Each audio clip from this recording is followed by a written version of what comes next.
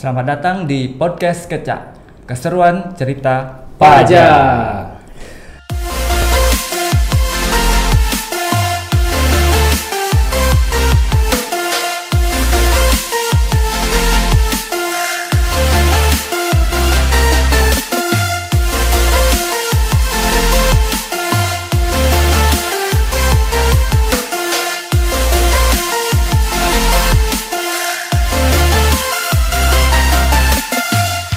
Mungkin kita lanjut ke pengkreditan pajak masukan ya, PPN KMS dan sanksi mungkin ya ketika nanti mungkin ada sumbangan pajak yang seharusnya terutang PPN KMS namun tidak bayar atau tidak lapor ya. Betul. Nah, baik sumbangan pajak semakin mudah-mudahan semakin jelas ya PPN KMS itu bagaimana, kemudian tata cara pelunasannya seperti apa. Nah, sekarang saya mungkin beranjak ke Mas Edi lagi nih. Iya, baik. Nah, PPN KMS yang sudah dibayar oleh orang pribadi atau badan, nah itu apakah bisa dikreditkan nih di SPT PPN atau di akun wajib pajak?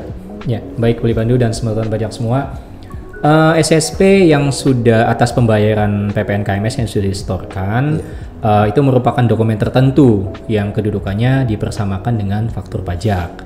Sehingga PPN yang tercantum dalam dokumen tertentu tersebut gitu ya, yang dapat dipersamakan dengan faktur pajak itu merupakan pajak masukan yang dapat dikreditkan, gitu ya, sepanjang memenuhi ketentuan pengkreditan pajak masukan sesuai dengan ketentuan peraturan perundang-undangan di bidang pajak pertambahan nilai. Jadi kalau misalnya SSP tersebut atau billing itu sudah kita setorkan dengan tadi mengisi kode PPN KMS gitu ya 41121103, terus kemudian mengisi NOP-nya dan segala macam, kemudian kita bayar gitu ya. Nah, nanti atas NTPN-nya tersebut kita kan dapat NTPN setelah kita membayar pajaknya. Kemudian nanti atas NTPN tersebut dapat dikreditkan karena pembayaran tersebut itu merupakan dokumen yang dipersamakan dengan faktur pajak, sehingga itu berfungsi sebagai pajak masukan yang dapat dikreditkan. Tapi dikreditkannya juga oleh PKP gitu ya, yang bisa melaporkan SPT masa PPN seperti itu. Jadi nanti tinggal membuat saja gitu untuk dokumen pajak masukan, dokumen lain pajak masukannya itu, kemudian nanti otomatis akan masuk ke lampiran B2 di SPT masa PPN-nya, nanti otomatis akan mengurangi PPN yang terutang dari penyerahan-penyerahan yang lain gitu, seperti itu ininya. Berarti yang saya tangkap, apakah perlu menerbitkan faktur pajak Mas Teddy ketika ada PPN KMS? Jadi tidak perlu Mas Teddy ya? Iya betul, karena tidak perlu. Penyetoran PPN KMS tadi dianggap sebagai dokumen yang dipersamakan dengan faktur pajak. Jadi tinggal kita istilahnya upload aja gitu ya di Cortex itu, kita rekam dulu karena memang itu tidak pre-pop ya, tidak pre-populated, jadi tidak langsung muncul seperti layaknya pajak masukan dari faktur pajak. Itu seperti itu, kita harus buat dulu, munculkan dulu di Cortex-nya itu di menu dokumen lain pajak masukan. Nanti kita isi di situ, kita buat, kemudian nanti kita upload gitu ya, dan kita kreditkan, nanti akan muncul di lampiran B2 di SPT masa PPN-nya. Nanti kemudian akan otomatis nanti mengurangi pajak keluaran atau PPN keluaran yang dari penyerahan-penyerahan yang lain gitu, yang terutang PPN seperti itu. Nah, mungkin ini perlu diperjelas nih Mas Teddy dan Mas Sukma, tadi kan dibilang bisa dikreditkan atas PPN KMS-nya. Nah, kemudian dalam proses pembangunan itu kan mungkin ada pembelian bahan material, pembelian cat, pembelian kayu, pembelian mungkin alat-alat yang perlu dipakai, itu kan mungkin terutang PPN tuh. Apakah itu pajak masukannya bisa dikreditkan juga oleh wajib pajak terkait dengan pelaksanaan pembangunan itu, Mas Sukma atau Mas Bayu? Mas Teddy. Jadi sebelum masuk ke situ Beli Pandu ya. Yang pertama tadi teknis menginputnya gimana? Tadi yang perlu sumbangan pajak ketahui yang adalah ketika nanti mengedit nomornya dokumen tersebut, kita edit dengan mengisi KMS hashtag NTPN ya. KMS tanda pagar ya, hashtag tanda pagar NTPN-nya. Kemudian terkait dengan pajak masukan ya, yang atas perolehan BKP atau JKP, atau juga PPN impor atas BKP berwujud atau pemanfaatan BKP tidak berwujud, atau juga pemanfaatan jasa dari luar daerah pabean yang dimanfaatkan dalam daerah pabean, itu semua tidak dapat dikreditkan. Apabila berkaitan dengan yang kegiatan terkait membangun sendiri dengan gitu ya. yang digunakan untuk pembelian material atau penggunaan jasa yang terkait dengan kegiatan membangun sendiri. Jadi kita yang bisa dikreditkan adalah yang setoran PPN KMS tadi ya.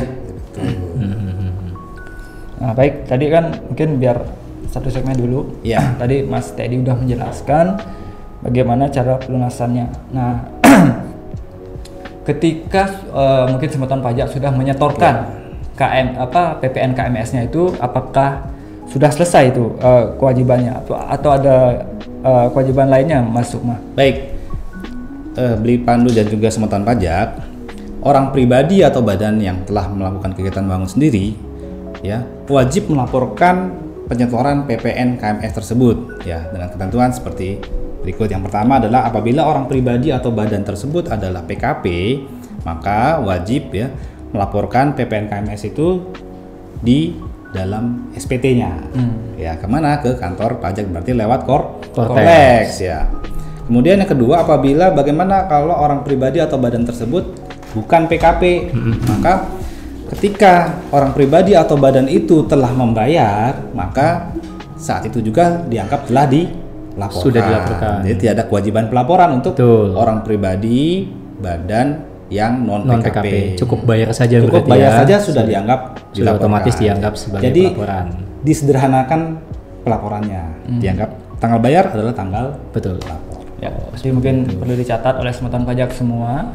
Ketika statusnya adalah PKP itu bisa dikreditkan dan itu harus dilaporkan ya, dilaporkan di SPT masa PPN. Nah, ketika orang pribadi itu bukan PKP ya, ketika membayar PPN KMS itu sudah dianggap sebagai pelaporan. Selesai. Iya, sudah selesai kewajibannya. Cukup dibayar saja untuk non PKP ya. Iya. Berarti ya. Kondisinya nih orang pribadi atau badan ini melakukan kegiatan sendiri nih, membangun KMS. Nah, mungkin anggaplah sudah terutang nih, seharusnya ada terutang PPN KMS. Namun ya mungkin diam-diam saja nih, tidak melakukan kewajiban penyetoran dan pelaporan pajaknya. Nah itu ada sanksinya nggak Mas? Nah ini dalam hal orang pribadi atau badan yang melakukan kegiatan membangun sendiri, ya tentunya kan secara ketentuan nanti apabila memenuhi 3 kriteria tadi nanti terutang PPN KMS-nya ya. Nah apabila yang pertama itu tidak melakukan kewajiban penyetoran PPN sebagaimana dimaksud dalam pasal 236 ayat 1 yaitu mengenai PPN KMS tadi dan atau kewajiban pelaporan sebagaimana dimaksud dalam pasal 328 ayat 1 di PMK 81 tahun 2024. Kemudian juga atau telah melakukan penyetoran atau pelaporan pajak pertama nilai atas kegiatan membangun sendiri namun berdasarkan data yang dimiliki dan diperoleh oleh Direktorat Jenderal Pajak gitu ya, masih terdapat PPN yang kurang dibayar dan atau dilaporkan seperti itu.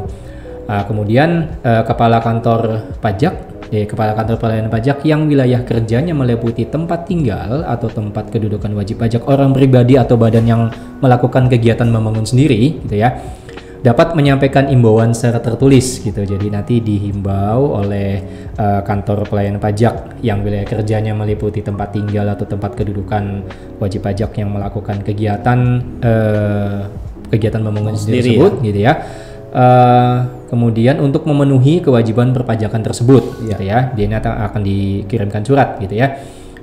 Dan menindaklanjuti sesuai dengan ketentuan peraturan perundang-undangan di bidang perpajakan. Jadi kemungkinan nanti apabila ditemukan data bahwa memang Tuan A itu ternyata kegiatan membangun sendirinya itu ada kegiatan membangun sendiri luasnya sudah di atas 200 meter memenuhi syarat gitu. Kemudian tidak melaksanakan jangka pekerjaannya juga sudah memenuhi syarat juga tidak lebih dari 2 tahun. Tapi Tuan A tadi tidak melaksanakan kewajiban untuk menyetorkan PPN atas kegiatan pembangun sendiri tersebut. Nanti apabila ditemukan data gitu ya, diperoleh data, KPP nanti memperoleh data, nanti akan dikirimkan surat imbauan nantinya bahwa harus persuasif dulu, harus melaksanakan kewajiban pajak atas kegiatan membangun sendiri tersebut yang ketentuannya sudah dijelaskan di sebelumnya.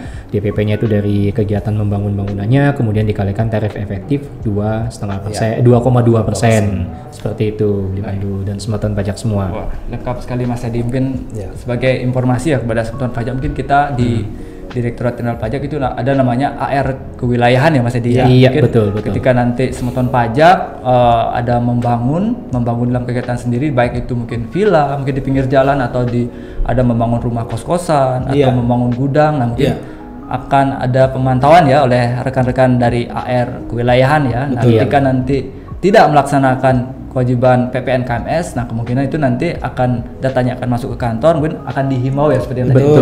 Betul. Jadi seharusnya ketika sudah menonton podcast kita hari ini mungkin tidak usah menunggu himbauan ya Mas Iya.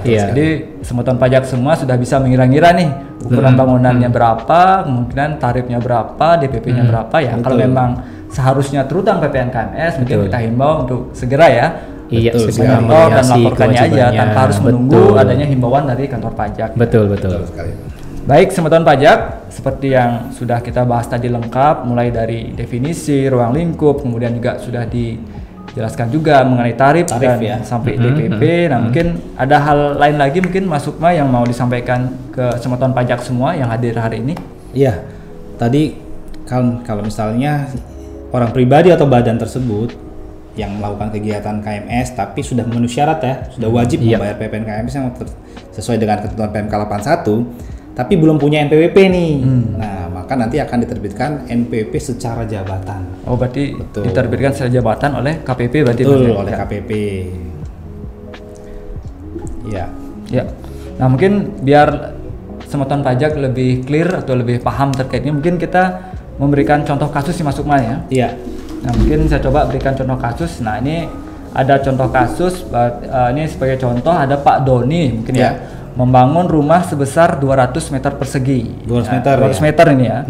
Jadi biaya yang dikeluarkan untuk pembelian tanah itu 300 juta. Nah, kemudian untuk pembelian bahan bangunan seluruhnya 400 juta dan biaya pekerja atau ongkos tukang itu 150 juta. Nah, itu seperti apa? Pak Doni akan terutang KMS berapa nih? Nah, atau Pak Doni tidak terutang KMS di Mas Sukma atau Mas Teddy nih? Nah, baik. Mas Teddy ya. Kalau dari contoh yang tadi itu kan berarti ada pembangunan luasnya 200 meter ya, 200 meter persegi. Kemudian biaya pembelian tanah 300 juta gitu ya.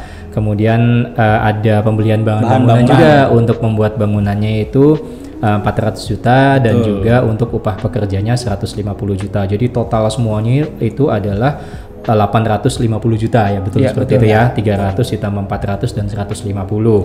Nah, bagaimana untuk Pak Doni, apakah dikenakan KMS atau tidak, PPN atas KMS atau tidak? Nah, seperti itu. Nah, tentunya yang pertama kita lihat dulu nih rumahnya ya, luas bangunannya itu. Apakah memenuhi ketentuan di PMK 81 atau tidak.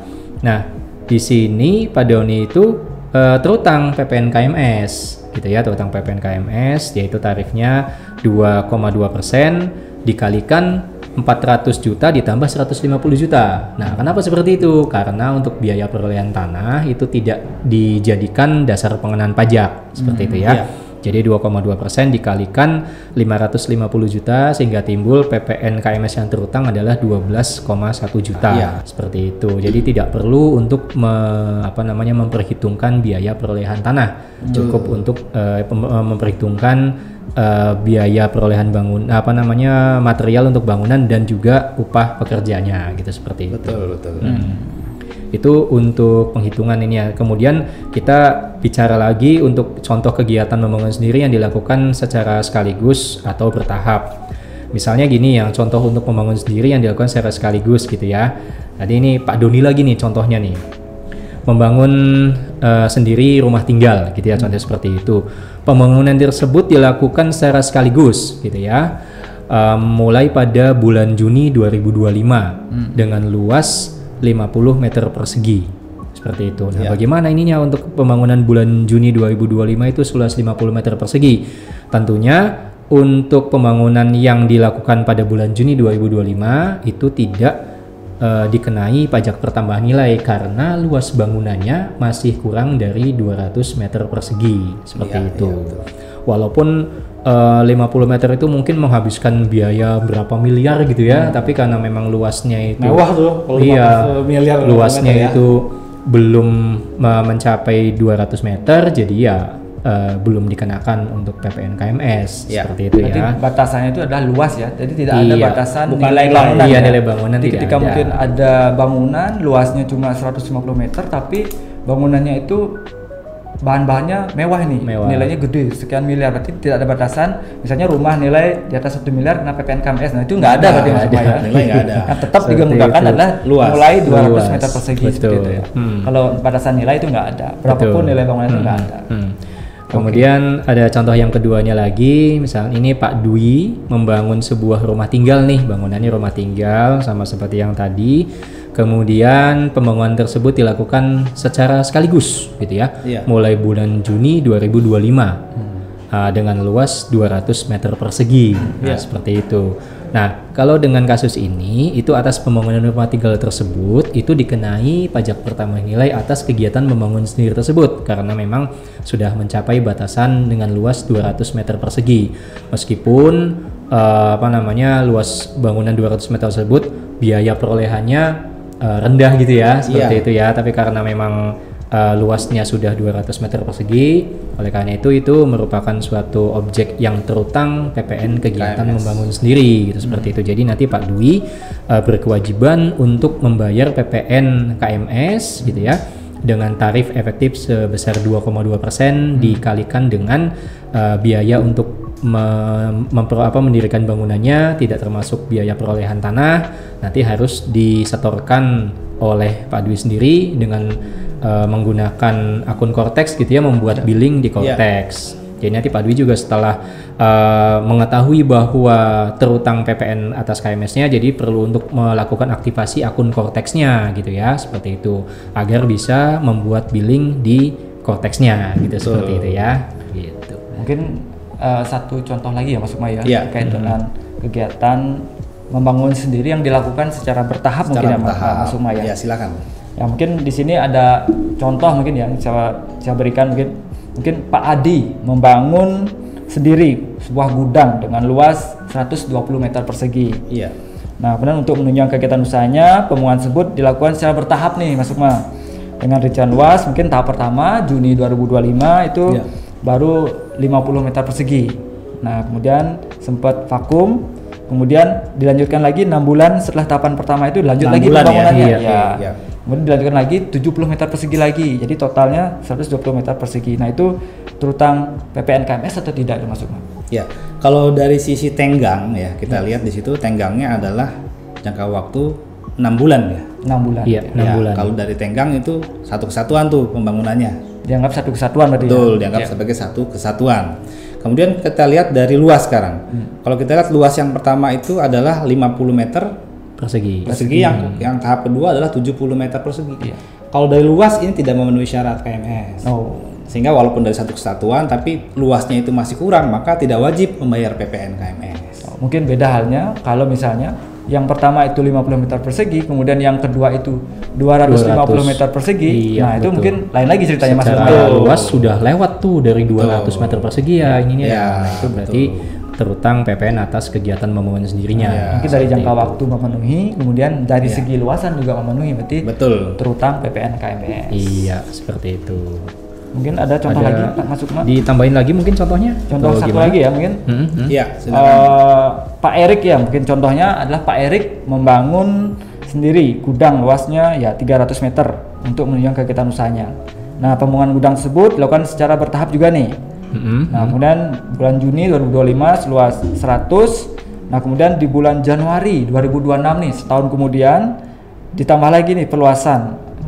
Dilanjutkan lagi 200 meter persegi lagi. Nah, itu terutang PPN atau enggak itu? Nah, Mas Teddy ini dari total pembangunan luas 300 meter persegi gitu ya, luas membangun gudang 300 meter ada 2 tahap nih. Ya, di bulan Juni 2025 itu 100 meter dulu tuh pembangunannya 100 meter, kemudian stop dulu. Entah itu ada hal apa gitu di stop dulu, kemudian 6 bulan kemudian lanjut lagi nih, lanjut lagi di bulan apa itu ya, bulan Januari 2026. Jadi 6 bulan kemudian membangun, dilanjutkan lagi, jadi sampai habis 300 meter itu dibangun gudang semua, jadi totalnya 300 meter itu dibangun semua. Nah, ini secara tenggat waktu itu sudah memenuhi karena memang dilakukan tidak lebih dari dalam jangka waktu 2 tahun itu ya, 2 tahun dari Juni 2025 kemudian dilanjutkan lagi ke Januari 2026. Jadi itu masih satu kesatuan gitu walaupun pembangunannya secara bertahap, dan dari luas itu sudah lewat dari 200 meter persegi karena digabung yang pertama itu 100 meter, kemudian pembangunan keduanya itu 200 meter. Karena merupakan suatu kesatuan jadi luasnya itu digabungkan.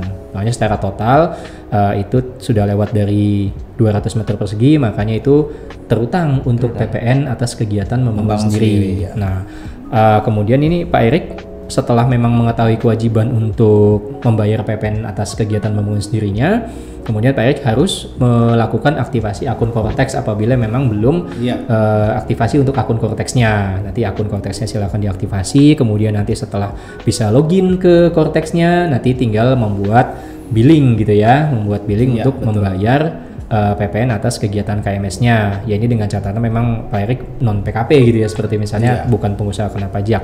Tinggal buat billing saja, kemudian nanti setelah billingnya diperoleh kemudian tinggal dibayar gitu ya. Dibayar nanti itu tidak perlu dilaporkan karena pembayaran atas PPN KMS tersebut sudah dianggap sebagai pelaporan. Seperti itu. Ketika nanti misalnya nih semoton pajak semua sudah terlanjur nyetor PPN KMS nih, ternyata ada kekeliruan nih, mungkin ada terlalu lebih membayar PPN KMS. Nah itu gimana? Bisa dimintakan restitusi, bisa dipindah bukukan atau seperti apa Mas Sukma, Mas Teddy? Nah, kalau untuk ada ternyata setelah disetor, ternyata ada kelebihan nih, maksudnya kelebihan di RAB-nya gitu atau apa ya untuk ini. Nanti semoton pajak atas kelebihan itu nanti bisa mengajukan permohonan pengembalian pajak yang seharusnya tidak terutang nanti ke KPP terdaftarnya melalui Cortex juga. Nah di sini nanti perlu ditekankan juga untuk sekali lagi aktivasi akun Cortex gitu, dan juga nanti mengaktifkan kode otorisasi DJP-nya gitu kan. Perlu kita ingatkan juga ini juga udah mau akhir tahun gitu ya, nanti kan tahun depan punya kewajiban untuk pelaporan SPT tahunan gitu ya, yang dimana SPT tahunan sendiri itu memerlukan tanda tangan otorisasi dari kode otorisasi DJP tersebut. Jadi segera untuk diaktifkan ya untuk aktivasi akunnya dan juga kode otorisasinya, seperti itu ya. Baik, semoton pajak, mungkin pada momen kali ini kita juga mengingatkan ya Mas Sukma dan Teddy untuk semoton pajak semua yang belum melakukan aktivasi Cortex, mungkin dimohon silakan segera melakukan aktivasi Cortex. Karena mungkin sudah menjelang akhir tahun, sebentar lagi kita akan menyampaikan SPT tahunan. Jadi untuk penyampaian SPT tahunan 2025 sudah menggunakan Cortex ya Mas Sukma. Betul. Jadi tidak lagi menggunakan DJP online. Nah, ketika nanti harus melaporkan SPT melalui Cortex, nah Bapak Ibu mau tidak mau harus aktivasi akun dulu. Nah, ketika setelah aktivasi akun harus membuat sertifikat digital ya, karena sekarang sertifikat digital melekat ke masing-masing orang pribadi, tidak ada lagi ke badan usahanya. Silakan nanti aktivasi KO ya, kode otorisasi. Nah, itu sangat berguna ketika nanti Bapak Ibu harus lakukan SPT tahunan, laporkan SPT masa. Nah di tahap akhir akan diminta kode KO-nya ya, passphrase-nya ya. Betul. Laporan SPT.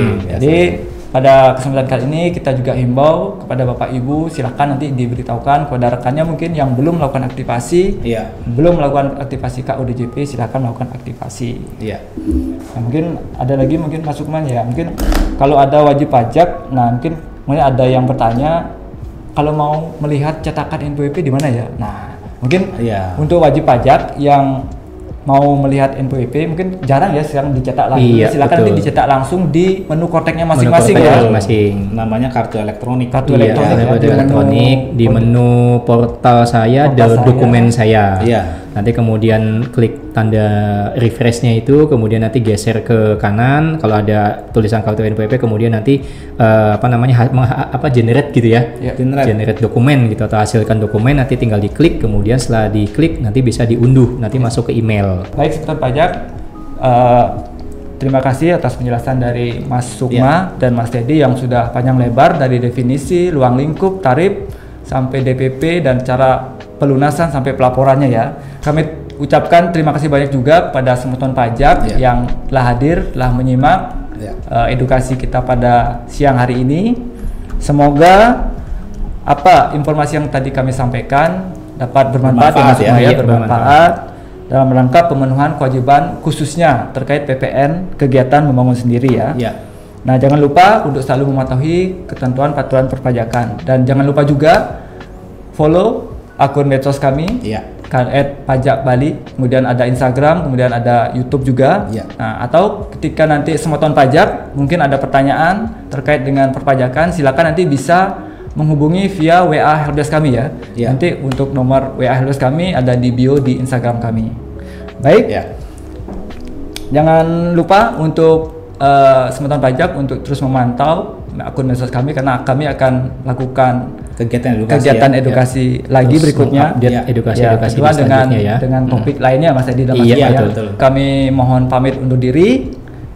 Pajak tumbuh, Indonesia tangguh. Sampai jumpa Semoton Pajak. Matur sukses.